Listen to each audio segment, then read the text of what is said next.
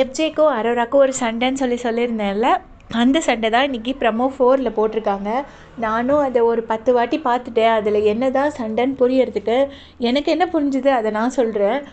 ஆதிரையை பற்றி எஃப்ஜே வந்து ஒரு சில இன்ஃபர்மேஷன்ஸ் வந்து அவர் அந்த கோர்ட் கேஸில் ஷேர் பண்ணலை அப்படின்னு நான் சொல்லியிருப்பேன்.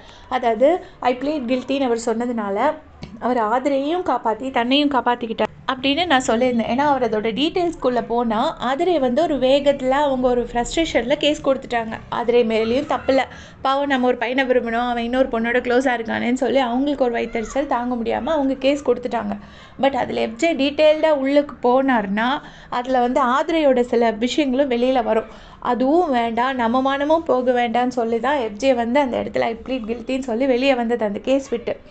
அதை ஏதோ நான் சொல்லாமல் இருந்தனால தான் உனக்கு அது நல்லதுன்னு ஏதாவது சொல்லியிருப்பார் போல இருக்குது. இன்றைக்கி விஜய் சேதுபதி சார் அந்த கேஸை ரீஓப்பன் பண்ணார்ல, அது ஏன் நீங்கள் சான்ஸ் கொடுக்கல ஆதிரைக்கு பேசுகிறதுக்கு, ஏன் நீங்கள் இப்படி சொல்லிட்டீங்க, அதுக்காக தானே கோர்ட் கேஸ்ன்னு வச்சுருக்கோம், நீங்கள் ஏன் அதை பற்றி பேசலை அப்படின்னு சொல்லி ஒரு இது கொடுத்துருந்தால அதில் வந்துட்டு எஃப்ஜே சொல்லியிருப்பார் போல இருக்குது. அது முடிஞ்சதுக்கப்புறமா நான் வந்து சொல்லியிருந்தேன்னா உனக்கு தான் கெடுதல் அப்படிங்கிற மாதிரி சொல்லியிருப்பாங்க போல இருக்கு.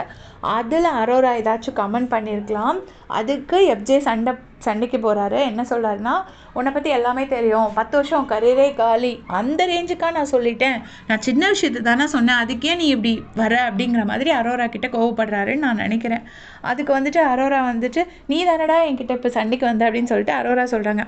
மொத்தத்தில் இப்போ என்ன அப்படின்னு பார்த்தீங்கன்னா, அரோரா, ஆதிரை, எஃப்ஜே இவங்க எல்லாருமே ஃப்ரெண்ட்ஸ் தான். இது எல்லாமே ஒரு ஃப்ரெண்ட்லி சண்டை தான் சும்மா. அதில் விஜய் சார் உள்ளே வந்துட்டு உங்களுக்கு நல்லதே புரியல எஃப்ஜே, அரோரா சொன்னதே உங்களுக்காக தான், உங்கள் நல்லதுக்கு தான் அரோரா சொன்னாங்க, அவங்க சொன்னது ஆதிரைக்காக மட்டும் இல்லை, அதை நீங்கள் புரிஞ்சுக்கோங்க. இன்னொன்று என்னென்னா, அரோரா என்கிட்ட என்ன பேசணும் பேசக்கூடாதுங்கிறத வந்து நீங்கள் முடிவு பண்ணக்கூடாது அப்படின்னு ஒரு பாயிண்ட் வைக்கிறாரு. மேபி அரோரா சொல்லியிருப்பாங்களா இருக்கும், நீ அது எதுக்கு நீ விஜய்ஸ் கிட்ட சொன்ன அப்படி. ஒருவேளை எஃப்ஜே வந்து இந்த மாதிரி டிஃபெண்ட் பண்ணியிருக்கலாம் தன்னை, நான் ஏதாச்சும் வெளியில் சொல்ல வந்தேன்னா அது அரோரா ஆதிரையும் பாதிக்கும், அதனால தான் நான் சொல்லலைங்கிற மாதிரி தேர்ட் ப்ரமோ விஷயத்துக்கு அவர் எஃப்ஜே டிஃபெண்ட் பண்ணியிருந்துருக்கலாம். அதுக்கு நீ ஏன் அப்படி சொன்னங்கிற மாதிரி எதுவும் கேட்டிருப்பாங்கன்னு நான் நினைக்கிறேன். ஏதோ அந்த பிரச்சனையில் அதுக்கு தான் இந்த சண்டை, பெரிய சண்டை நடக்குது. இது ஒன்றும் இல்லை, இது ஒரு எஃப்ஜேயும் போய் பேசினா ரொம்ப சென்சிபிளான பர்சன், அரோராவும் ரொம்ப சென்சிபிளான பர்சன். ஸோ 2 பேரும் பேசி இதை சண்டையை உடனே தீர்த்துருவாங்க. இது ஒரு மேட்ரே இல்லை, இது சும்மா நமக்கு காட்டுறதுக்கு தான். உங்களுடைய கமெண்ட் சொல்லுங்கள்.